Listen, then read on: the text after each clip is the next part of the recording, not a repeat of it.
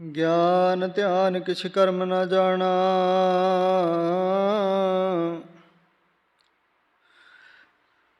ਸਾਰ ਨ ਜਾਣਾ ਤੇਰੀ।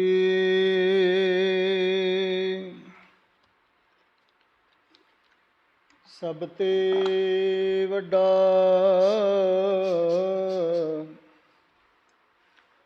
ਸਤਿਗੁਰ ਨਾਨਕ, ਜਿਨ ਕਲ ਰਾਖੀ ਮੇਰੀ।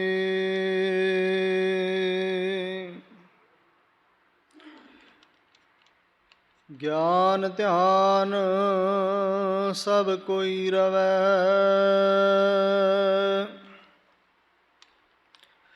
ਬੰਧਨ ਬਾਂਧਿਆ ਸਭ ਜਗ ਪਵੈ।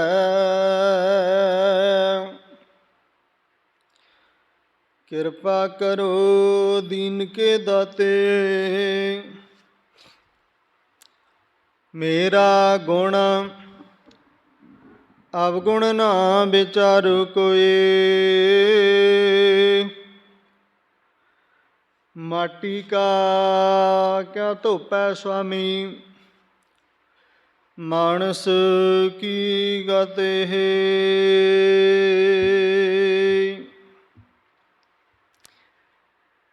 ਵਾਹਿਗੁਰੂ ਸਾਹਿਬ ਜੀਓ, ਤਿਲੰਗ ਮਹੱਲਾ ਪੰਜਵਾ। ਘਰ ਪਹਿਲਾ।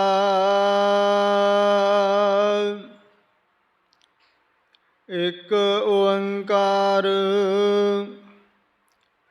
ਸਤਿਗੁਰ ਪ੍ਰਸਾਦ। ਖਾਕ ਨੂਰ ਕਰਦਮ ਆਲਮ ਦੁਨੀਆਏ। ਅਸਮਾਨ ਜਿਮੀ ਦਰਖਤ ਆਬ ਪਾਦਾਇਸ ਖੁਦਾਏ। ਖਾਕ ਨੂਰ ਕਰਦਮ ਆਲਮ ਦੁਨੀਆਏ। ਅਸਮਾਨ ਜਿਮੀ ਦਰਖਤ ਆਬ ਪੈਦਾਇਸ ਖੁਦਾਏ। ਬੰਦੇ ਚਸਮ ਦੀਦਮ ਫਨਾਏ। ਦੁਨੀਆ ਮੁਰਦਾਰ ਖੁਰਦਨੀ ਗਾਫਲ ਹਵਾਏ। ਰਹਾਉ ਗੈਵਾਨ ਹੈਵਾਨ ਹਰਾਮ ਕੁਸਤਨੀ ਮੁਰਦਾਰ ਵਖੁਰਾਏ। ਦਿਲ ਕਬਜ ਕਬਜਾ ਕਾਦਰ ਦੋਜਕ ਸਜਾਏ।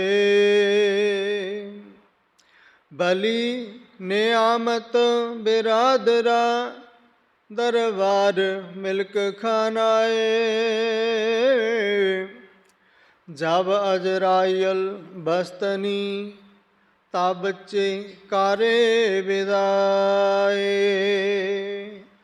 ਹਵਾਲ ਮਾਲੂਮ ਕਰਦੰ ਪਾਕ ਅਲਾ। ਭੁਖੋ ਨਾਨਕ ਅਰਦਾਸ ਪੇਸ ਦਰਵੇਸ ਬੰਦਾ। ਹਵਾਲ ਮਾਲੂਮ ਕਰਦੰ ਪਾਕ ਅਲਾਹ। ਭੁਖੋ ਨਾਨਕ ਅਰਦਾਸ ਪੇਸ ਦਰਵੇਸ ਬੰਦਾ। ਵਾਹਿਗੁਰੂ ਧੰਨ ਵਾਹਿਗੁਰੂ।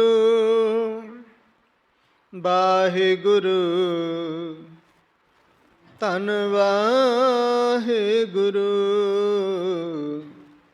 ਵਾਹਿਗੁਰੂ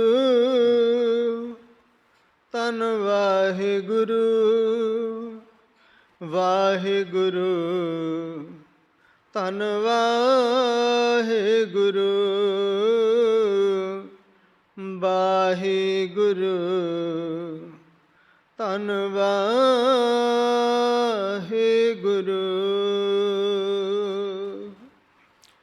ਵਾਹਿਗੁਰੂ ਜੀ ਪਰਮ ਸਨਮਾਨ ਸਤਿਕਾਰਯੋਗ ਗੁਰੂ ਨਾਨਕ ਨਾਮ ਲੇਵਾ, ਗੁਰੂ ਕੀ ਸਾਜੀ ਨਿਵਾਜੀ, ਗੁਰੂ ਕਾ ਖਾਸ ਰੂਪ ਖਾਲਸਾ ਸਾਧ ਸੰਗਤ ਜੀ। ਵਡਭਾਗੇ ਹੋ ਜੋ ਅੰਮ੍ਰਿਤ ਵੇਲੇ ਦੀ ਸੰਭਾਲਣਾ ਕਰਦੇ ਹੋ, ਗੁਰੂ ਦਰਬਾਰ ਦੀਆਂ ਹਾਜ਼ਰੀਆਂ ਭਰ, ਸੇਵਾ ਸਿਮਰਨ ਕਰ,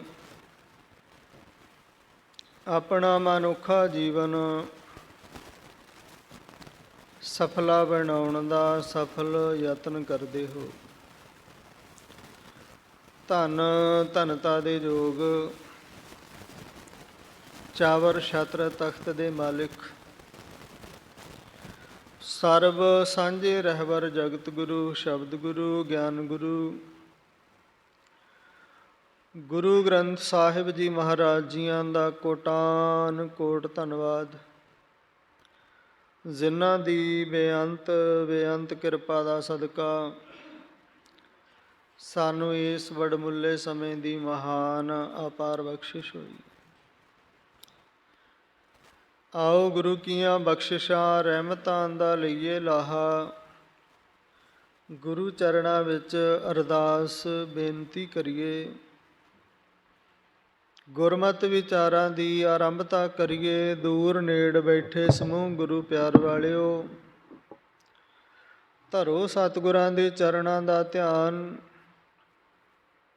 ਲਵਾਓ ਮੇਰੀ ਅਤੇ ਆਪਣੀ ਹਾਜ਼ਰੀ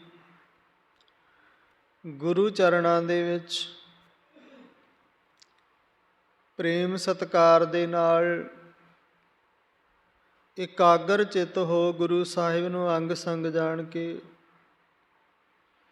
ਦੋਨੋਂ ਹੱਥ ਜੋੜ ਗੱਜ ਵੱਜ ਕੇ ਆਖੋ ਜੀ ਵਾਹਿਗੁਰੂ ਜੀ ਕਾ ਖਾਲਸਾ, ਵਾਹਿਗੁਰੂ ਜੀ ਕੀ ਫਤਿਹ। ਸੋ ਗੁਰੂ ਪਿਆਰੀ ਸਾਧ ਸੰਗਤ ਜੀ, ਜਦੋਂ ਵੀ ਫਤਿਹ ਦੀ ਸਾਂਝ ਪਾਈਏ, ਧਿਆਨ ਅੱਖਾਂ ਦੇ ਮੂਹਰੇ ਸੀਨ ਇਸ ਤਰ੍ਹਾਂ ਬਣ ਜਾਵੇ ਕਿ ਗੁਰੂ ਸਾਹਿਬ ਸਾਡੇ ਅੰਗ ਸੰਗ ਖੜੇ ਹਨ, ਸੱਜੇ ਖੱਬੇ ਸਾਹਮਣੇ, ਭਾਵ ਨੇੜੇ ਮਹਿਸੂਸ ਕਰਨਾ।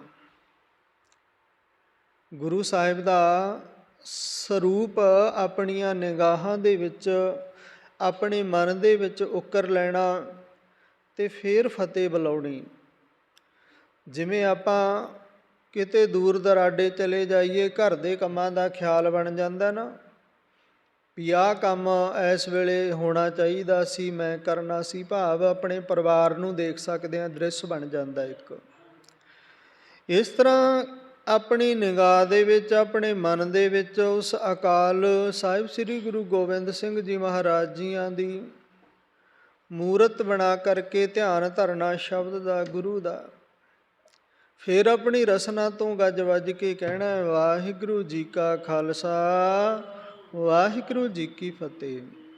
ਤਾਂ ਸੰਗਤ ਜੀ, ਇਸ ਤਰ੍ਹਾਂ ਲੋਕ ਅਤੇ ਪਰਲੋਕ ਦੋਵੇਂ ਥਾਵਾਂ 'ਤੇ ਹਾਜ਼ਰੀ ਲੱਗ ਜਾਂਦੀ ਹੈ।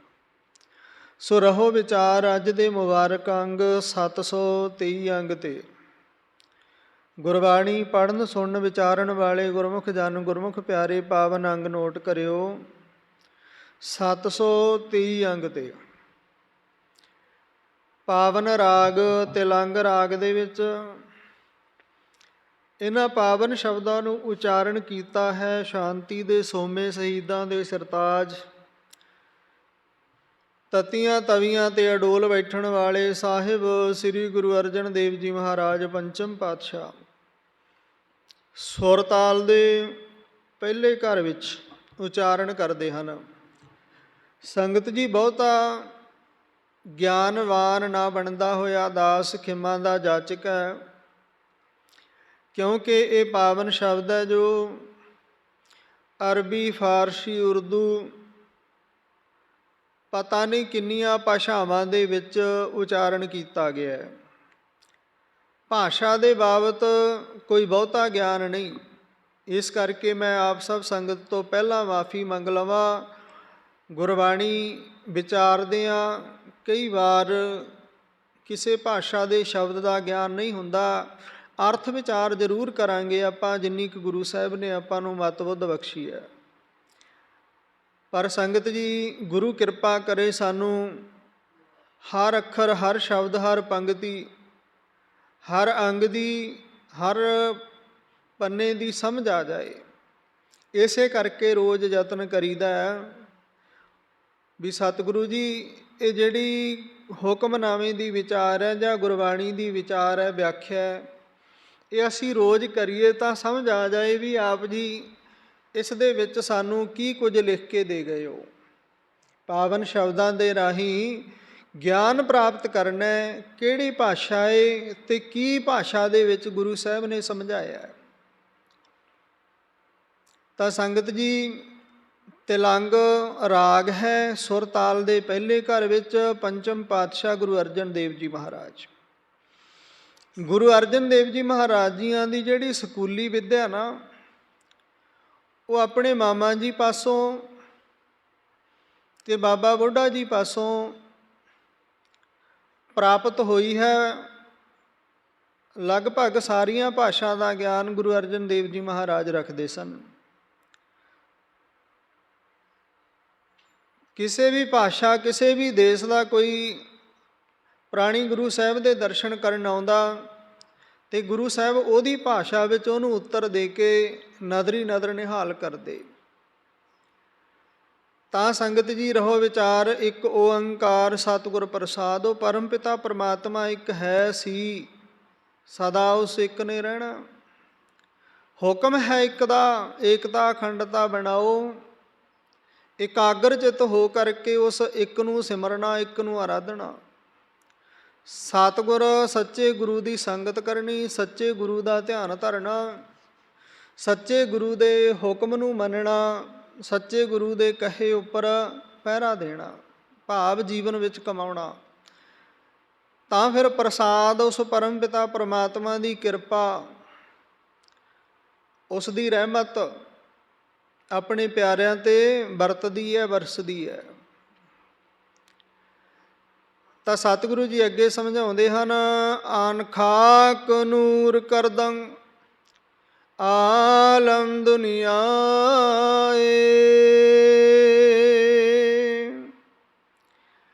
ਖਾਕ ਤੋਂ ਭਾਵ ਹੈ ਜੀ ਮਿੱਟੀ, ਅਚੇਤਨ। ਨੂਰ ਤੋਂ ਭਾਵ ਹੈ ਜੋਤੀ, ਆਤਮਾ। ਆਲਮ ਤੋਂ ਭਾਵ ਹੈ ਜਹਾਨ। ਧੰਨ ਸਤਿਗੁਰੂ ਗੁਰੂ ਅਰਜਨ ਦੇਵ ਜੀ ਮਹਾਰਾਜ ਕਹਿੰਦੇ, ਚੇਤਨ ਜੋਤ ਅਤੇ ਅਚੇਤਨ ਮਿੱਟੀ ਮਿਲਾ ਕੇ ਪਰਮਾਤਮਾ ਨੇ ਇਹ ਜਗਤ, ਇਹ ਜਹਾਨ ਬਣਾ ਦਿੱਤਾ। ਖਾਕ ਨੂਰ ਕਰਦਮ ਆਲਮ ਦੁਨੀਆਏ। ਆਲਮ ਤੋਂ ਭਾਵ ਹੈ ਜਹਾਨ। ਉਸ ਪਰਮ ਪਿਤਾ ਪਰਮਾਤਮਾ ਨੇ ਚੇਤਨ ਜੋਤ ਅਤੇ ਅਚੇਤਨ ਮਿੱਟੀ ਮਿਲਾ ਕੇ ਪਰਮਾਤਮਾ ਨੇ ਇਹ ਜਗਤ ਜਹਾਨ ਬਣਾ ਦਿੱਤਾ। ਅਸਮਾਨ ਜਿਮੀ ਦਰਖਤ ਆਬ ਪੈਦਾਇਸ਼ ਖੁਦਾਏ। ਧੰਨ ਸਤਿਗੁਰੂ ਗੁਰੂ ਅਰਜਨ ਦੇਵ ਜੀ ਮਹਾਰਾਜ ਫਰਮਾਉਂਦੇ ਹੈ, ਜਿਮੀ, ਜਿਮੀ ਤੋਂ ਭਾਵ ਹੈ ਧਰਤੀ, ਦਰਖਤ ਤੋਂ ਭਾਵ ਰੁੱਖ, ਆਬ ਪਾਣੀ ਨੂੰ ਕਹਿੰਦੇ ਨੇ, ਪੈਦਾਇਸ਼ ਖੁਦਾਏ। ਪੈਦਾਇਸ਼ ਖੁਦਾਏ ਭਾਵ ਪਰਮਾਤਮਾ ਦੀ ਰਚਨਾ, ਉਸਨੇ ਪੈਦਾ ਕੀਤਾ। ਅਸਮਾਨ, ਧਰਤੀ, ਰੁੱਖ, ਪਾਣੀ ਆਦਿਕ, ਇਹ ਸਭ ਕੁਝ ਪਰਮਾਤਮਾ ਦੀ ਹੀ ਰਚਨਾ ਹੈ। ਧਿਆਨ ਦੇਣਾ, ਅਸਮਾਨ, ਧਰਤੀ, ਰੁੱਖ, ਪਾਣੀ ਆਦਿਕ ਜੋ ਕੁਝ ਵੀ ਅਸੀਂ ਸੰਸਾਰ ਜਗਤ ਵਿੱਚ ਵੇਖ ਰਹੇ ਹਾਂ, ਇਹ ਸਭ ਕੁਝ ਉਸ ਪਰਮ ਪਿਤਾ ਪਰਮਾਤਮਾ ਦੀ ਹੀ ਰਚਨਾ ਹੈ। ਬੰਦੇ ਚਸਮ ਦੀਦੰ ਫਨਾਏ, ਬੰਦੇ ਭਾਵ ਹੈ ਮਨੁੱਖ। ਚਸ਼ਮ ਤੋਂ ਭਾਵ ਅੱਖਾਂ ਹਨ, ਦੀਦੰ ਤੋਂ ਭਾਵ ਦਿਸਣਾ, ਦੇਖਣਾ, ਪੇਖਣਾ। ਫਨਾਏ ਤੋਂ ਭਾਵ ਨਾਸਵੰਤ। ਸਾਹਿਬ ਸ੍ਰੀ ਗੁਰੂ ਅਰਜਨ ਦੇਵ ਜੀ ਮਹਾਰਾਜ ਫਰਮਾਉਂਦੇ ਹਨ, ਇਹ ਜੀਵ, ਇਹ ਮਨੁੱਖ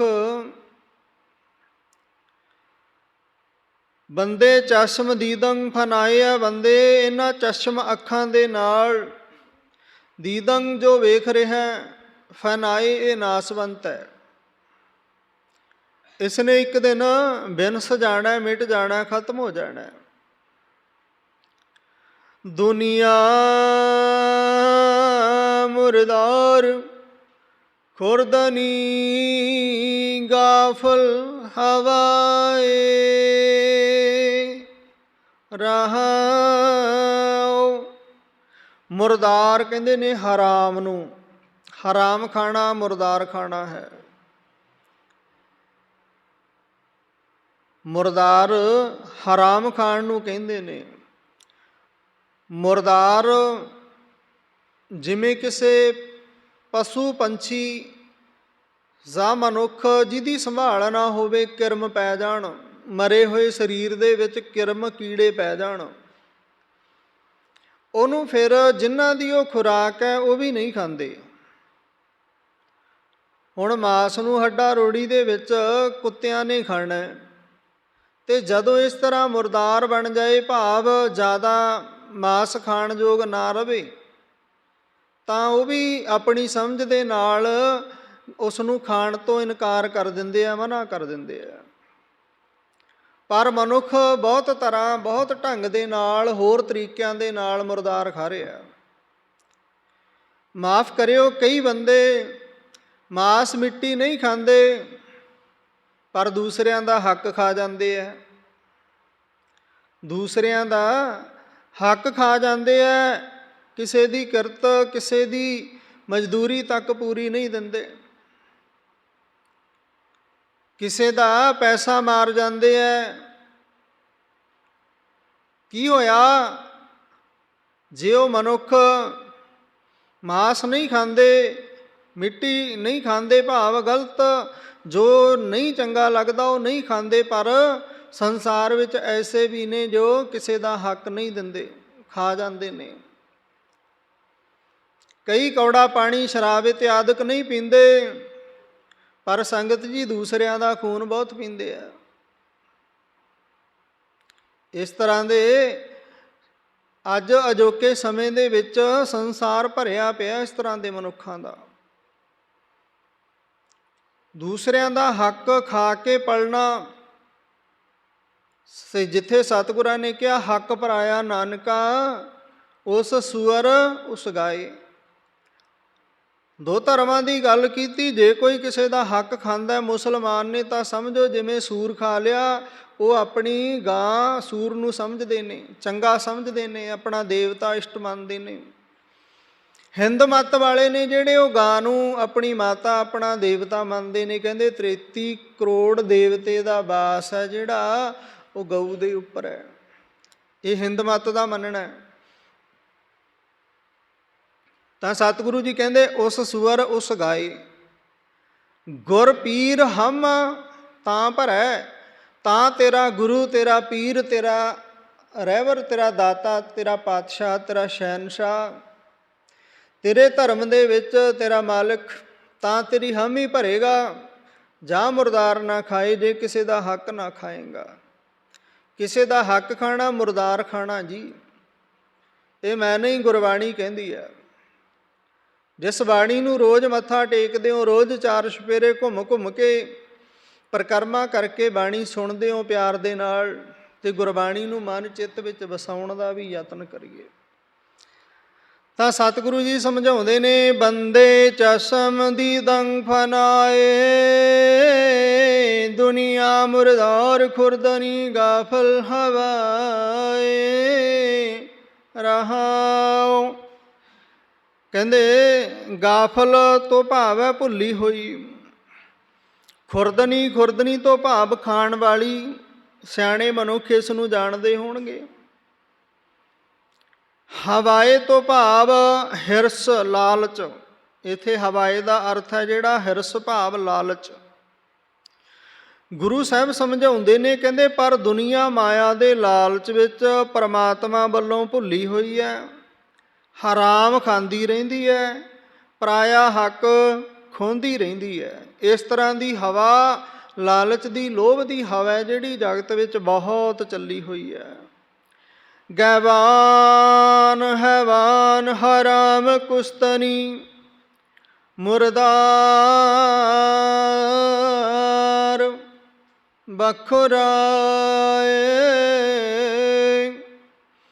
ਧੰਨ ਸਤਿਗੁਰੂ ਗੁਰੂ ਅਰਜਨ ਦੇਵ ਜੀ ਮਹਾਰਾਜ ਅੱਗੇ ਫਰਮਾਉਂਦੇ ਹਨ, ਗੈਵਾਨ ਨਾ ਦਿਸਣ ਵਾਲੇ ਭੂਤ ਪ੍ਰੇਤ, ਉਹਨਾਂ ਨੂੰ ਕਹਿੰਦੇ ਨੇ ਗੈਵਾਨ, ਨਜ਼ਰ ਨਾ ਆਉਣ ਵਾਲੇ ਭੂਤ ਪ੍ਰੇਤ। ਇਹ ਜੋ ਵਿਆਖਿਆ ਆਪ ਜੀ ਗਿਆਨੀ ਸਾਹਿਬ ਸਿੰਘ ਜੀ, ਪ੍ਰੋਫੈਸਰ ਸਾਹਿਬ ਸਿੰਘ ਜੀ ਦਾ ਕੀਤਾ ਹੋਇਆ ਟੀਕਾ, ਉਹਦੇ ਬਾਬਤ ਉਹਨਾਂ ਦੇ ਕੀਤੇ ਹੋਏ ਟੀਕੇ ਨੂੰ ਸਰਵਣ ਕਰ ਰਹੇ ਹੋ। ਗੈਵਾਨ ਭਾਵ ਨਾ ਦਿਸਣ ਵਾਲੇ ਭੂਤ ਪ੍ਰੇਤ ਇਤਿਆਦਿਕ। ਹੈਵਾਨ ਪਸ਼ੂ ਨੂੰ ਕਿਹਾ। ਕੁਸਤਨੀ ਭਾਵ ਮਾਰਨ ਵਾਲੀ। ਬਖੋਰਾਏ ਭਾਵ ਖਾਂਦੀ ਹੈ। ਸਤਿਗੁਰੂ ਜੀ ਸਮਝਾਉਂਦੇ ਨੇ, ਕਹਿੰਦੇ ਗਾਫਲ ਮਨੁੱਖ ਭੂਤਾਂ ਪ੍ਰੇਤਾਂ ਪਸ਼ੂਆਂ ਵਾਂਗ ਹਰਾਮ ਮਾਰ ਕੇ ਹਰਾਮ ਖਾਂਦਾ ਹੈ। ਦੇਖੋ ਅੱਜ ਗੁਰੂ ਸਾਹਿਬ ਸਾਨੂੰ ਇਹਨਾਂ ਪਾਵਨ ਪਵਿੱਤਰ ਸ਼ਬਦਾਂ ਦੇ ਰਾਹੀਂ ਤਾੜ ਰਹੇ ਨੇ। ਕਦੇ ਪਿਆਰ ਨਾਲ ਸਮਝਾਉਂਦੇ ਨੇ, ਕਰ ਉਪਦੇਸ਼ ਝਿੜਕੇ ਬਹੁ ਭਾਤੀ ਬਹੁੜ ਪਿਤਾ ਗਲ ਲਾਵੈ। ਕਦੇ ਪ੍ਰੇਮ ਦੇ ਨਾਲ ਸਮਝਾਉਂਦੇ ਨੇ, ਨਾ ਪੁੱਤਰ ਇਹ ਕਰਮ ਤੇਰੇ ਵਾਸਤੇ ਚੰਗਾ ਨਹੀਂ। ਜੇਕਰ ਬੱਚਾ ਨਾਲਾਇਕ ਹੋ ਜਾਏ, ਨਾ ਸਮਝੇ, ਤੇ ਫਿਰ ਤਾੜਨਾ ਵੀ ਪੈਂਦਾ। ਆਪਾਂ ਵੀ ਬੱਚਿਆਂ ਵਾਲੇ ਹਾਂ, ਆਪਾਂ ਵੀ ਬੱਚਿਆਂ ਨੂੰ ਜਿਹੜੀ ਗੱਲ ਪਿਆਰ ਦੇ ਨਾਲ ਨਾ ਸਮਝਣ, ਉਹਨੂੰ ਤਾੜ ਕੇ ਥੋੜ੍ਹਾ ਆਪਣਾ ਲਹਿਜਾ ਬਦਲ ਕੇ ਸਮਝਾਉਣ ਦਾ ਯਤਨ ਕਰਦੇ ਹਾਂ ਵੀ ਇਹ ਠੀਕ ਨਹੀਂ ਤੇਰੇ ਵਾਸਤੇ। ਤਾਂ ਗੁਰੂ ਸਾਹਿਬ ਵੀ ਅੱਜ ਸਾਨੂੰ ਥੋੜ੍ਹਾ ਜਿਹਾ ਤਾੜ ਕੇ ਸਮਝਾ ਰਹੇ ਨੇ। ਆ ਪੁੱਤਰ, ਜੇ ਤੂੰ ਬਾਣੀ ਦੇ ਲੜ ਲੱਗੇ ਹੈ, ਗੁਰੂ ਦੇ ਲੜ ਲੱਗੇ ਹੈ, ਰੋਜ਼ ਤੇਰਾ ਨੇਮ ਹੈ ਗੁਰੂ ਘਰ ਜਾਣ ਦਾ, ਬਾਣੀ ਪੜ੍ਹਨ ਦਾ, ਨਿਤਨੇਮ ਕਰਨ ਦਾ, ਤੇ ਫਿਰ ਇਸ ਨਿਤਨੇਮ ਤੋਂ, ਗੁਰਬਾਣੀ ਤੋਂ, ਸਤ ਸੰਗਤ ਤੋਂ, ਸੇਵਾ ਸਿਮਰਨ ਤੋਂ ਕੁਝ ਸਿੱਖ ਜੀਵਨ ਦੇ ਵਿੱਚੋਂ ਆਪਣੇ ਬੁਰਾਈਆਂ ਨੂੰ ਕੱਢ।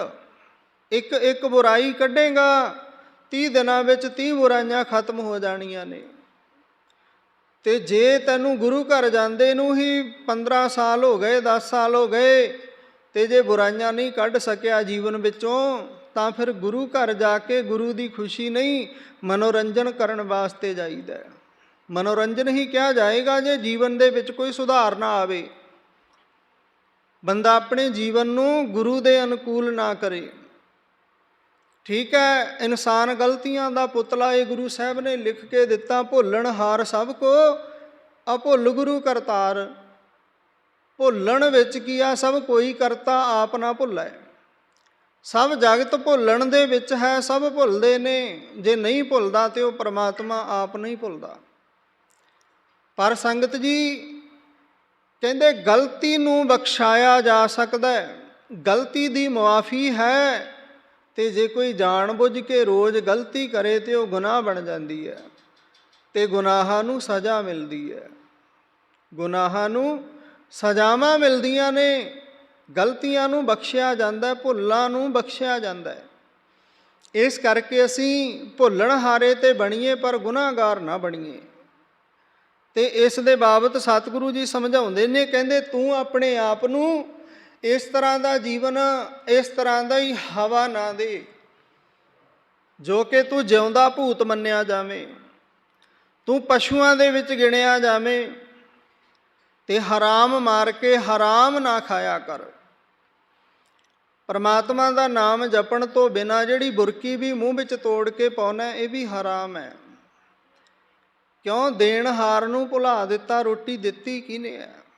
ਜੇ ਉਹਨੂੰ ਚੇਤੇ ਨਹੀਂ ਕੀਤਾ ਨਾ, ਖਾ ਪੀ ਕੇ ਢਿੱਡ ਹੱਥ ਫੇਰਿਆ, ਮਨ ਆਇਆ ਬੋਲਿਆ, ਚੰਗਾ ਖਾਣਾ ਮੰਦਾ ਬੋਲਣਾ, ਸਤਿਗੁਰੂ ਜੀ ਕਹਿੰਦੇ ਇਸ ਤਰ੍ਹਾਂ ਫਿਰ ਹਰਾਮ ਹੈ। ਸਭ ਹਰਾਮ ਜੇਤਾ ਕਿਛ ਖਾਹੇ, ਆਸਾ ਦੀ ਵਾਰ ਪੜ੍ਹਦੇ ਹਾਂ ਆਪਾਂ। ਜੇ ਪਰਮਾਤਮਾ ਦੇ ਨਾਮ ਤੋਂ ਬਿਨਾਂ, ਉਹਦੀ ਯਾਦ ਤੋਂ ਬਿਨਾਂ ਕੁਝ ਖਾਧਾ, ਕੁਝ ਪਹਿਨਿਆ, ਕੁਝ ਨਵਾਂ ਬਣਾਇਆ, ਪਰ ਉਹਦਾ ਸ਼ੁਕਰਾਨਾ ਨਹੀਂ ਕੀਤਾ, ਤਾਂ ਸਤਿਗੁਰੂ ਜੀ ਕਹਿੰਦੇ ਸਭ ਹਰਾਮ ਹੈ। ਤਾਂ ਇਸ ਪੰਕਤੀ ਵਿੱਚ ਕਹਿੰਦੇ ਨੇ, ਗਾਫਲ ਮਨੁੱਖ ਭੂਤਾਂ ਪ੍ਰੇਤਾਂ ਪਸ਼ੂਆਂ ਵਾਂਗ ਹਰਾਮ ਮਾਰ ਕੇ ਹਰਾਮ ਖਾਂਦਾ ਰਹਿੰਦਾ ਹੈ। ਦਿਲ ਕਬਜ ਕਬਜਾ ਕਦਰੋ ਦੋਜਕ ਸਜਾਏ। ਧੰਨ ਗੁਰੂ ਅਰਜਨ ਦੇਵ ਜੀ ਮਹਾਰਾਜ ਸਮਝਾਉਂਦੇ ਨੇ, ਕਬਜਾ ਤੋਂ ਭਾਵ ਮੁਕੰਮਲ ਕਬਜਾ, ਕਾਦਰੋਂ ਪੈਦਾ ਕਰਨ ਵਾਲਾ, ਦੋਜਕ ਸਜਾਏ ਭਾਵ ਦੋਜਕ ਦੀ ਸਜ਼ਾ ਦਿੰਦਾ, ਬਹੁਤ ਹੀ ਭਿਆਨਕ ਸਜ਼ਾਵਾਂ। ਜਦੋਂ ਬੰਦਾ ਆਪਣੇ ਜੀਵਨ ਵਿੱਚ ਬੁਰਾਈਆਂ ਦੀ ਪੰਡ ਬੰਨ੍ਹ ਲਏ, ਬੁਰੇ ਕੰਮਾਂ ਨੂੰ ਛੱਡਣ ਦਾ ਨਾਂ ਹੀ ਨਾ ਲਏ, ਬੁਰੇ ਕੰਮਾਂ ਵਿੱਚ ਆਪਣਾ ਮਨ ਜੋੜ ਲਵੇ, ਬੁਰੇ ਕੰਮਾਂ ਵਾਸਤੇ ਭੱਜੇ ਦੌੜੇ, ਬੁਰੇ ਕੰਮ ਕੋ ਊਠ ਖਲੋਇਆ, ਬੁਰੇ ਕੰਮ ਵਾਸਤੇ ਦੌੜੇ ਭੱਜੇ। ਨਾਮ ਕੀ ਵੇਲਾ ਪੈ ਪੈ ਸੋਇਆ, ਜਦੋਂ ਨਾਮ ਜਪਣ ਦਾ, ਸਤਸੰਗ ਕਰਨ ਦਾ ਸਮਾਂ, ਉਦੋਂ ਨੀਂਦ ਆਈ, ਆਲਸ ਦਾ ਜੁੱਲੜ ਤਾਣ ਕੇ ਦੁਪਹਿਰ ਤੱਕ ਸੁੱਤਾ ਰਿਹਾ। ਗਿਆਨੀ ਪਿੰਦਰਪਾਲ ਜੀਆਂ ਦਾ ਵਿਚਾਰ ਹੈ, ਕਿਸੇ ਮਾਈ ਨੇ ਕਿਹਾ, ਕਹਿੰਦੀ ਗਿਆਨੀ ਜੀ ਅਰਦਾਸ ਕਰਦੇ ਹੋ, ਅੰਮ੍ਰਿਤ ਵੇਲੇ ਜਾਗ ਆ ਜਾਇਆ ਕਰੇ। ਤੇ ਭਾਈ ਸਾਹਿਬ ਨੇ ਉਹਨਾਂ ਨੂੰ ਕਿਹਾ, ਕਹਿੰਦਾ ਮਾਤਾ ਅਰਦਾਸ ਇਹ ਨਾ ਕਰਾ ਵੀ ਅੰਮ੍ਰਿਤ ਵੇਲੇ ਜਾਗ ਆ ਜਾਇਆ ਕਰੇ। ਕਹਿੰਦੀ ਕੀ ਗੱਲ ਜੀ? ਹੈਰਾਨ ਜੇ ਹੋ ਕੇ ਕਹਿਣ ਲੱਗੀ, ਕੀ ਗੱਲ, ਕਿਉਂ? ਕਹਿਣ ਲੱਗੇ ਅਰਦਾਸ ਇਹ ਕਰਾ ਵੀ ਅਸੀਂ ਸ਼ਾਮ ਨੂੰ ਟਾਈਮ ਨਾਲ ਪੈ ਜਾਇਆ ਕਰੀਏ, ਅੰਮ੍ਰਿਤ ਵੇਲੇ ਜਾਗ ਤੇ ਆਪੇ ਆ ਜਾਣੀ। ਆਖੋ ਸਤਨਾਮ ਸ੍ਰੀ। ਟਾਈਮ ਨਾਲ ਪੈਣਾ ਤੇ ਅੰਮ੍ਰਿਤ ਵੇਲੇ ਜਾਗ ਤੇ ਆਪੇ ਆ ਜਾਣੀ ਹੈ। ਜਦੋਂ 12-1 ਵਜੇ ਤੱਕ ਤੇ ਫੋਨ ਨਹੀਂ ਛੱਡਣਾ, ਤੇ ਫਿਰ 8 ਵਜੇ ਤੋਂ ਪਹਿਲਾਂ ਜਾਗ ਕਿੱਥੋਂ ਆਏਗੀ, ਅੱਖ ਕਿੱਥੋਂ ਖੁੱਲ੍ਹੇਗੀ? ਕਈ ਵਾਰ ਵੇਖ ਕੇ ਹੈਰਾਨ ਹੋ ਜਾਈਦਾ। ਵੈਸੇ ਤਾਂ ਨਹੀਂ ਪਤਾ ਲੱਗਦਾ ਕੌਣ ਕਿੰਨੇ ਵਜੇ ਸੁੱਤਾ ਹੈ, ਪਰ ਜੋ ਸਟੇਟਸ ਲੱਗਦੇ ਨੇ ਨਾ, ਇਹਨਾਂ ਤੋਂ ਅੰਦਾਜ਼ਾ ਲੱਗ ਜਾਂਦਾ ਵੀ ਫਿਰ ਇੰਨੇ ਵਜੇ ਫਲਾਣੇ ਬੰਦੇ ਨੇ ਸਟੇਟਸ ਵੇਖਿਆ, 1:30-2 ਵਜੇ ਸਟੇਟਸ ਵੇਖਿਆ ਜਿਹੜੇ ਬੰਦੇ ਨੇ, ਇਹਦਾ ਮਤਲਬ ਉਹ ਉਸ ਟਾਈਮ ਤੱਕ ਜਾਗਦਾ ਸੀ, ਜਾਂ ਫਿਰ ਉਸ ਨੂੰ ਕੋਈ ਘੰਟਾ ਸੌਂ ਕੇ ਜਾਗ ਆ ਗਈ, ਫਿਰ ਉਸਨੇ ਫੋਨ 'ਤੇ ਆਪਣਾ ਸਮਾਂ ਗੁਜ਼ਾਰਿਆ। ਤਾਂ ਸੰਗਤ ਜੀ ਰਹੋ ਵਿਚਾਰ, ਸਤਿਗੁਰੂ ਜੀ ਸਮਝਾਉਂਦੇ ਨੇ, ਕਹਿੰਦੇ ਇਸ ਦੇ ਦਿਲ ਉੱਤੇ ਮਾਇਆ ਦਾ ਮੁਕੰਮਲ ਕਬਜ਼ਾ ਹੈ। ਮਨੁੱਖ ਦੇ ਦਿਲ ਉੱਤੇ ਮਾਇਆ ਦਾ ਮੁਕੰਮਲ ਕਬਜ਼ਾ। ਹੁਣ ਮਾਇਆ ਇਕੱਲਾ ਪੈਸਾ ਨਾ ਸਮਝਿਓ, ਜੋ ਵੀ ਸਾਨੂੰ ਪਰਮਾਤਮਾ ਦੇ ਨਾਮ ਨਾਲੋਂ ਤੋੜਨ ਵਾਲੀ ਚੀਜ਼ ਹੈ, ਵਜ੍ਹਾ ਬਣ ਜਾਏ ਪਰਮਾਤਮਾ ਤੋਂ ਦੂਰ ਰਹਿਣ ਦੀ, ਵਜ੍ਹਾ ਬਣ ਜਾਏ ਨਿਤਨੇਮ ਨਾ ਕਰਨ ਦੀ, ਵਜ੍ਹਾ ਬਣ ਜਾਏ ਗੁਰੂ ਘਰ ਨਾ ਜਾਇਆ ਜਾਵੇ, ਉਹ ਸਭ ਮਾਇਆ। ਧੀਆਂ ਪੁੱਤਰਾਂ ਦਾ ਮੋਹ ਮਾਇਆ ਹੈ। ਘਰ ਪਰਿਵਾਰ ਦੇ ਵਿੱਚ ਗ੍ਰਸਿਆ ਮਨੁੱਖ ਪਰਮਾਤਮਾ ਨੂੰ ਭੁੱਲ ਜਾਏ, ਮਾਇਆ ਹੈ। ਧਨ ਦੌਲਤ ਇਕੱਠਾ ਹੋਇਆ, ਧਨ ਦੌਲਤ ਦੇ ਨਸ਼ੇ ਵਿੱਚ ਪਰਮਾਤਮਾ ਨੂੰ, ਨਾਮ ਹਰੀ ਪਰਮਾਤਮਾ ਨੂੰ ਭੁੱਲ ਜਾਏ, ਉਹਦਾ ਨਾਮ ਨਾ ਜਪੇ, ਤੇ ਮਾਇਆ ਹੈ। ਤਾਂ ਸੰਗਤ ਜੀ ਮਾਇਆ ਦਾ ਕੋਈ ਰੂਪ ਨਹੀਂ। ਠੀਕ ਹੈ, ਅਸੀਂ ਪੈਸੇ ਨੂੰ ਮਾਇਆ ਕਹਿ ਲੈਂਦੇ ਹਾਂ, ਪੈਸਾ ਗੁਜ਼ਰਾਨ ਵਾਸਤੇ ਜ਼ਰੂਰੀ ਹੈ, ਚਾਹੀਦਾ ਬੰਦੇ ਨੂੰ। ਸਤਿਗੁਰੂ ਜੀ ਕਹਿੰਦੇ ਆਪਣੀ ਕਿਰਤ ਕਰਨੀ ਚਾਹੀਦੀ ਹੈ। ਕਿਰਤ ਹੈ ਜਿਹੜੀ ਸੱਚ ਦੀ, ਧਰਮ ਦੀ ਕਿਰਤ ਕਰੇ, ਕਿਸੇ ਦਾ ਹੱਕ ਨਾ ਮਾਰੇ, ਤਾਂ ਗੁਰੂ ਸਾਹਿਬ ਉਸ ਦੇ ਉੱਪਰ ਰਹਿਮਤਾਂ ਵਰਸਾਉਂਦੇ ਹੈ, 1 ਨੂੰ 10 ਬਣਾਉਣ ਵਿੱਚ ਮਦਦ ਕਰਦੇ ਨੇ। ਜੇ ਬੰਦੇ ਦਾ ਉਹ ਪੈਸਾ ਮਿਹਨਤ ਦੇ ਨਾਲ ਕਮਾਇਆ, ਮਿਹਨਤ ਹੈ, ਮਸ਼ੱਕਤ ਹੈ। ਹੁਣ ਬਹੁਤੇ ਸੱਜਣ ਕਹਿਣਗੇ ਵੀ ਤੇਰੇ ਕਿਹੜਾ ਤੂੜੀ ਵਾਲੀ ਕੰਪੈਨ ਚੱਲਦੀ ਹੈ, ਤੂੰ ਵੀ ਤੇ ਹਰਾਮ ਹੀ ਖਾਨਾ। ਨਹੀਂ ਸੰਗਤ ਜੀ, ਇਹ ਹਰਾਮ ਨਹੀਂ। 2:30 ਵਜੇ ਤੋਂ ਲੈ ਕੇ ਰਾਤ ਦੇ 10 ਵਜੇ ਤੱਕ ਚੌਂਕੀਦਾਰ ਹੈ, ਕੂਕਰ ਹਾਂ ਗੁਰੂ ਘਰ ਦੇ, ਕਿੱਥੋਂ ਹਰਾਮ ਹੋ ਜਾਏਗਾ? 5 ਵਜੇ ਉੱਠਣਾ ਤੇ 2:30 ਵਜੇ ਉੱਠਣਾ ਬਹੁਤ ਅੰਤਰ ਹੈ। ਦਿਨੇ ਆਰਾਮ ਕਰ ਲਿਆ ਤੇ ਠੀਕ ਹੈ, ਨਾ ਕਰ ਸਕੇ ਤਾਂ ਵੀ ਕੋਈ ਗੱਲ ਨਹੀਂ, ਇਹ ਹਰਾਮ ਨਹੀਂ ਕਿਹਾ ਜਾ ਸਕਦਾ। ਸਭ ਤੋਂ ਵੱਡੀ ਮਸ਼ੱਕਤ ਹੈ ਜਿਹੜੀ ਜ਼ਰੂਰੀ ਹੈ, ਇੱਕ ਦਿਨ ਸਮੇਂ ਸਿਰ ਅੱਖ ਨਾ ਖੁੱਲ੍ਹੇ, ਸਾਰੇ ਨਗਰ ਦਾ ਉਲਾਂਭਾ ਹੋਵੇਗਾ। ਅੱਜ ਸਮੇਂ ਸਿਰ ਪ੍ਰਕਾਸ਼ ਨਹੀਂ ਕੀਤਾ, ਅੱਜ ਸਮੇਂ ਸਿਰ ਬਾਣੀ ਨਹੀਂ ਪੜ੍ਹੀ। ਪਿੱਛੇ ਜੇ ਆਪਾਂ ਨਿਤਨੇਮ ਦੀ ਬਾਣੀ ਦੇ ਵਿੱਚ ਫਰਕ ਪਾਇਆ ਸੀ, ਜਪਜੀ ਸਾਹਿਬ ਪੜ੍ਹ ਕੇ, ਜਾਪ ਸਾਹਿਬ ਪੜ੍ਹ ਕੇ ਬਾਕੀ ਬਾਣੀ ਰੁੱਕ ਕੇ ਪੜ੍ਹਦੇ ਸੀ। ਉਹਦੇ ਬਾਬਤ ਸੰਗਤ ਨੇ ਉਸੇ ਸਮੇਂ ਸੁਚੇਤ ਕੀਤਾ ਵੀ ਨਹੀਂ, ਪ੍ਰੋਪਰ ਲਗਾਤਾਰ ਨਿਤਨੇਮ ਦੀਆਂ ਬਾਣੀਆਂ ਹੋਣੀਆਂ ਚਾਹੀਦੀਆਂ। ਅਤੇ ਉਸ ਤੋਂ ਬਾਅਦ ਸੰਗਤ ਦਾ ਕਿਹਾ ਸਿਰ ਮੱਥੇ ਮੰਨ ਕੇ ਨਿਤਨੇਮ ਅਤੇ ਨਾਲ ਹੋਰ ਵੀ ਬੇਅੰਤ ਗੁਰਬਾਣੀਆਂ ਦੇ ਜਾਪ ਸ਼ੁਰੂ ਕੀਤੇ, ਜਿਵੇਂ ਆਸਾ ਦੀ ਵਾਰ ਹੁੰਦੀ ਰਹੀ, ਭਾਈ ਸੱਤੇ ਬਲਵੰਡੇ ਦੀ ਵਾਰ ਹੁੰਦੀ ਰਹੀ, ਆਸਾ ਦੀ ਵਾਰ ਹੁੰਦੀ ਰਹੀ, ਸੁਖਮਣੀ ਸਾਹਿਬ ਦੇ ਪਾਠ ਹੁੰਦੇ ਰਹੇ ਅਤੇ ਹੁਣ ਵੀ ਹੁੰਦੇ ਨੇ। ਫਰਕ ਇੰਨਾ ਹੀ ਆ ਵੀ ਹੁਣ ਸਪੀਕਰ ਦੇ ਰਾਹੀਂ ਨਹੀਂ ਹੁੰਦੇ, ਕਿਉਂਕਿ ਹੁਣ ਕਥਾ ਵਿਚਾਰ ਹੈ ਜਿਹੜੀ ਨਿਤਨੇਮ ਦੀ ਭੁਝੰਗੀ ਗੁਰਵਿੰਦਰ ਸਿੰਘ ਨੇ ਸ਼ੁਰੂ ਕੀਤੀ ਹੋਈ ਹੈ। ਅਤੇ ਗੁਰੂ ਚਰਨਾਂ ਵਿੱਚ ਅਰਦਾਸ ਕਰਿਓ, ਸਤਿਗੁਰੂ ਸਾਰੇ ਹੀ ਪਰਿਵਾਰ ਨੂੰ ਇਸੇ ਤਰ੍ਹਾਂ ਆਪਣੇ ਚਰਨਾਂ ਕਮਲਾਂ ਦੇ ਨਾਲ ਜੋੜ ਕੇ ਰੱਖਣ ਅਤੇ ਅਸੀਂ ਸਿੱਖੀ ਸੇਵਕੀ ਦੇ ਪ੍ਰਚਾਰ ਪ੍ਰਸਾਰ ਵਿੱਚ ਆਪਣਾ ਮਨ ਲਾ ਕੇ ਸੇਵਾ ਕਰ ਸਕੀਏ। ਤਾਂ ਸੰਗਤ ਜੀ ਰਹੋ ਵਿਚਾਰ। ਸਤਿਗੁਰੂ ਗੁਰੂ ਅਰਜਨ ਦੇਵ ਜੀ ਮਹਾਰਾਜ ਸਮਝਾਉਂਦੇ ਹਨ, ਕਹਿੰਦੇ ਇਸ ਮਨੁੱਖ ਦੇ ਮਨ ਉੱਤੇ ਮੁਕੰਮਲ ਤੌਰ 'ਤੇ ਕਬਜ਼ਾ ਹੋਇਆ ਮਾਇਆ ਦਾ। ਅਤੇ ਪਰਮਾਤਮਾ ਫਿਰ ਇਸ ਤਰ੍ਹਾਂ ਜਦੋਂ ਬੰਦਾ ਕਬਜ਼ੇ ਦੇ ਵਿੱਚ ਆ ਜਾਏ, ਦੋਜਕ ਸਜਾਏ, ਫਿਰ ਬੇਅੰਤ ਸਜ਼ਾਵਾਂ ਦਿੰਦੇ ਨੇ। ਜਮ ਡੰਡ, ਜਮ ਨੇ ਜਿਹੜੇ, ਫਿਰ ਉਹ ਡੰਡ ਸਜ਼ਾਵਾਂ ਦਿੰਦੇ ਨੇ। ਫਿਰ ਹਾਲਤ ਬਣ ਜਾਂਦੀ ਹੈ ਪਾਪੀ ਕਰਮ ਕਮਾਵਦੇ ਕਰਦੇ ਹਾਏ ਹਾਏ, ਨਾਨਕ ਮੱਥਨ ਮਧਾਨੀਆਂ ਤਿਉ ਮੱਥੇ ਧਰਮ ਰਾਏ। ਤਾਂ ਗੁਰੂ ਸਾਹਿਬ ਅੱਗੇ ਫਰਮਾਉਂਦੇ ਹਨ, ਬਲੀ ਨਿਆਮਤ ਬਿਰਾਦਰਾ ਦਰਬਾਰ ਮਿਲਕ ਖਨਾਏ। ਗੁਰੂ ਸਾਹਿਬ ਫਰਮਾਉਂਦੇ ਹਨ, ਬਲੀ ਨਿਆਮਤ, ਨਿਆਮਤਾਂ ਦੇਣ ਵਾਲਾ ਉਹ ਪਰਮ ਪਿਤਾ ਪਰਮਾਤਮਾ। ਬਿਰਾਦਰਾ ਤੋਂ ਭਾਵ ਹੈ ਭਰਾ, ਮਿਲਕ ਤੋਂ ਭਾਵ ਹੈ ਜਾਇਦਾਦ, ਖਨਾਏ ਤੋਂ ਭਾਵ ਹੈ ਘਰ। ਸਤਿਗੁਰੂ ਜੀ ਕਹਿੰਦੇ ਪਾਲਣ ਵਾਲਾ ਪਿਓ ਭਰਾ, ਦਰਬਾਰ ਜਾਇਦਾਦ ਘਰ। ਅਜਰਾਇਲ ਜਬ ਅਜਰਾਇਲ ਬਸਤਨੀ, ਤਬ ਚੇਕਾਰੇ ਵਿਦਾਏ। ਬਸਤਨੀ ਤੋਂ ਭਾਵ ਬੰਨ੍ਹ ਲਏਗਾ। ਚੇਕਾਰੇ ਕਿਸ ਕੰਮ? ਤਾਂ ਸਤਿਗੁਰੂ ਜੀ ਫਰਮਾਉਂਦੇ ਹਨ ਅਜਰਾਇਲ, ਅਜਰਾਇਲ ਤੋਂ ਭਾਵ ਹੈ ਮੌਤ ਦਾ ਫਰਿਸ਼ਤਾ। ਕਹਿੰਦੇ ਇਹ ਸਾਰੇ ਜਗਤ ਤੋਂ ਵਿਦਾ ਹੋਣ ਵਾਲੇ ਕਿਸ ਕੰਮ ਆਉਣਗੇ? ਪਹਿਲਾਂ ਆਪਾਂ ਸੁਣਿਆ, ਕਹਿੰਦੇ ਪਾਲਣ ਵਾਲਾ ਪਿਓ ਭਰਾ, ਦਰਬਾਰ ਜਾਇਦਾਦ ਘਰ। ਇਹ ਸਾਰੇ ਜਗਤ ਤੋਂ ਵਿਦਾ ਹੋਣ ਵੇਲੇ ਕਿਸ ਕੰਮ ਆਉਣਗੇ? ਸਭ ਇੱਥੇ ਹੀ ਰਹਿ ਜਾਣਾ। ਜਦੋਂ ਮੌਤ ਦਾ ਫਰਿਸ਼ਤਾ ਆ ਕੇ ਤੈਨੂੰ ਬੰਨ੍ਹ ਲਏਗਾ, ਕਿਸੇ ਦਾ ਛੁਡਾਇਆ ਤੂੰ ਨਹੀਂ ਛੁੱਟਣਾ, ਉਹਨੇ ਬੰਨ੍ਹ ਕੇ ਲੈ ਜਾਣਾ। ਤਿੰਨਾਂ ਪਿਆਰਾਂ ਭਾਈਆਂ ਅੱਗੇ ਦਿੱਤਾ ਬੰਨ੍ਹ, ਮਾਲਕਲ ਮੌਤ ਜਾ ਆਪਸੀ ਸਭ ਦਰਵਾਜ਼ੇ ਭੰਨ। ਜਦੋਂ ਮੌਤ ਨੂੰ ਸੰਗਤ ਜੀ, ਜਦੋਂ ਇਸ ਜਿੰਦ ਨੂੰ ਵਿਆਹੁਣ ਵਾਸਤੇ ਮੌਤ ਦਾ ਫਰਿਸ਼ਤਾ ਆਇਆ, ਜਿੰਦ ਵਹੁਟੀ ਮਰਨ ਵਰ ਲੈ ਜਾਸੀ ਪਰਣਾਏ, ਉਹਨੇ ਲੈ ਜਾਣਾ। ਕਿਸੇ ਦੇ ਰੋਕਿਆਂ, ਕਿਸੇ ਦੇ ਰਖਵਾਲੀ ਕੀਤਿਆਂ ਨਹੀਂ ਰਹਿਣਾ।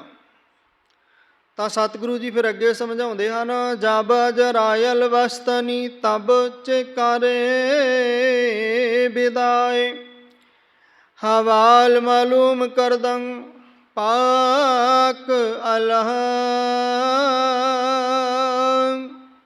ਧੰਨ ਸਤਿਗੁਰੂ ਗੁਰੂ ਅਰਜਨ ਦੇਵ ਜੀ ਮਹਾਰਾਜ ਅੰਤਿਮ ਪੰਕਤੀਆਂ ਵਿੱਚ ਫਰਮਾਉਂਦੇ ਹਨ, ਪਾਕ ਅਲਾ ਤੋਂ ਭਾਵ ਪਵਿੱਤਰ ਪਰਮਾਤਮਾ, ਹਵਾਲ ਤੋਂ ਭਾਵ ਮਾਲੂਮ ਕਰਦੰ, ਤੇਰੇ ਦਿਲ ਦਾ ਹਾਲ ਜਾਣਦਾ ਹੈ। ਪਵਿੱਤਰ ਪਰਮਾਤਮਾ ਤੇਰੇ ਦਿਲ ਦਾ ਸਾਰਾ ਹਾਲ ਜਾਣਦਾ। ਬੁਘੋ ਨਾਨਕ ਅਰਦਾਸ ਪੇਸ ਦਰਵੇਸ ਬੰਦਾ, ਹਵਾਲ ਮਾਲੂਮ ਕਰਦੰ ਪਾਕ ਅਲਾ। ਬੁਘੋ ਨਾਨਕ ਅਰਦਾਸ ਪੇਸ ਦਰਵੇਸ ਬੰਦਾ। ਧੰਨ ਸਤਿਗੁਰੂ ਗੁਰੂ ਅਰਜਨ ਦੇਵ ਜੀ ਮਹਾਰਾਜ ਅੰਤਿਮ ਪੰਕਤੀਆਂ ਵਿੱਚ ਫਰਮਾਉਂਦੇ ਹਨ, ਹੇ ਨਾਨਕ, ਸੰਤ ਜਨਾਂ ਦੀ ਸੰਗਤ ਵਿੱਚ ਰਹਿ ਕੇ ਪਰਮਾਤਮਾ ਦੇ ਦਰ 'ਤੇ ਅਰਦਾਸ ਕਰਿਆ ਕਰ ਕਿ ਹੇ ਪਰਮ ਪਿਤਾ ਪਰਮਾਤਮਾ, ਮੈਨੂੰ ਮਾਇਆ ਦੀ ਹਵਸ, ਮੈਨੂੰ ਮਾਇਆ ਦੇ ਇਸ ਚੱਕਰ ਵਿੱਚ ਨਾ ਫਸਣ ਦੇ। ਕਿਰਪਾ ਕਰਕੇ ਆਪਣਾ ਨਾਮ, ਸੇਵਾ ਤੇ ਸਿਮਰਨ ਦੀ ਦਾਤ ਬਖਸ਼ ਕੇ ਨਦਰੀ ਨਦਰ ਨਿਹਾਲ ਕਰ। ਸੰਗਤ ਜੀ, ਆਪਾਂ ਰੋਜ਼ ਪੜ੍ਹਦੇ ਹਾਂ, ਜਿਨੀ ਨਾਮ ਧਿਆਇਆ ਗਏ ਮਸਕਤ ਕਾਲ, ਨਾਨਕ ਤੇ ਮੁਖ ਉਜਲੇ ਕੀਤੀ ਛੁੱਟੀ ਨਾਲ। ਗੁਰੂ ਸਾਹਿਬ ਕਿਰਪਾ ਕਰਨ, ਸਾਡਾ ਗੁਰੂ ਕੀ ਗੋਦ ਵਿੱਚ ਬਿਤਾਇਆ ਸਮਾਂ ਸਫਲਾ ਹੋਵੇ। ਪੜ੍ਹੀ ਸੁਣੀ ਗੁਰਬਾਣੀ ਸਾਡੇ ਹਿਰਦਿਆਂ ਵਿੱਚ ਵਸੇ, ਅਸੀਂ ਅੰਮ੍ਰਿਤ ਛਕੀਏ, ਸਿੰਘ ਸਜੀਏ, ਗੁਰੂ ਵਾਲੇ ਬਣੀਏ। ਸੰਗਤ ਜੀ ਆਓ, ਧੰਨ ਸਤਿਗੁਰੂ ਗੁਰੂ ਗੋਬਿੰਦ ਸਿੰਘ ਜੀ ਮਹਾਰਾਜ ਜੀ 32ਵੇਂ ਹੁਕਮ ਵਿੱਚ ਕੀ ਸਾਨੂੰ ਬਖਸ਼ਿਸ਼ ਕਰਦੇ ਨੇ। ਹਰ ਇੱਕ ਸਿੱਖ ਨੇ ਗੁਰੂ ਉਪਦੇਸ਼ ਨੂੰ ਆਪਣੇ ਜੀਵਨ ਵਿੱਚ ਧਾਰਨ ਕਰਨਾ। ਸਿੱਖ ਨੇ ਗੁਰੂ ਦਾ ਉਪਦੇਸ਼, ਭਾਵ ਜੋ ਵੀ ਗੁਰੂ ਦਾ ਹੁਕਮ ਆਇਆ, ਇਸ ਨੂੰ ਆਪਣੇ ਜੀਵਨ ਵਿੱਚ ਧਾਰਨ ਕਰ ਲੈਣਾ, ਭਾਵ ਕਮਾ ਲੈਣਾ, ਮੰਨ ਲੈਣਾ। ਗੁਰੂ ਸਾਹਿਬ ਨੇ ਕੀ ਕਿਰਪਾ ਕੀਤੀ ਹੈ, ਕੀ ਮੈਨੂੰ ਅੱਜ ਆਪਣੀ ਗੋਦ ਵਿੱਚ ਬਹਾ ਕੇ ਸਮਝਾਇਆ। ਉਸ ਗੁਰੂ ਦੇ ਹੁਕਮ ਨੂੰ, ਗੁਰੂ ਦੀ ਗੁਰਬਾਣੀ ਨੂੰ ਆਪਣੇ ਜੀਵਨ ਵਿੱਚ ਧਾਰਨ ਕਰ ਲੈਣਾ। ਜੇ ਗੁਰੂ ਸਾਹਿਬ ਨੇ ਕਿਹਾ ਭਾਈ ਭੈੜੇ ਕਰਮਾਂ ਦੀ ਭੈੜੀ ਸਜ਼ਾ ਹੈ, ਤੇ ਫਿਰ ਭੈੜੇ ਕਰਮ ਛੱਡ ਦੇਣੇ ਚਾਹੀਦੇ ਆ। ਜੇ ਗੁਰੂ ਸਾਹਿਬ ਨੇ ਕਿਹਾ ਨਿੰਦਿਆ ਚੁਗਲੀ ਭਾਈ ਤੈਨੂੰ ਨਰਕ ਵਾਲੇ ਪਾਸੇ ਲੈ ਕੇ ਜਾਏਗਾ, ਤੂੰ ਆਪਣੇ ਆਪ ਵਾਸਤੇ ਨਰਕ ਦਾ ਕੁੰਡਾ ਖੜਕਾ ਰਿਹਾ ਨਿੰਦਿਆ ਚੁਗਲੀ ਭੈੜੇ ਕਰਮ ਕਰਕੇ, ਤਾਂ ਫਿਰ ਸਾਨੂੰ ਐਸਾ ਕਰਮ ਛੱਡ ਦੇਣਾ ਚਾਹੀਦਾ ਹੈ।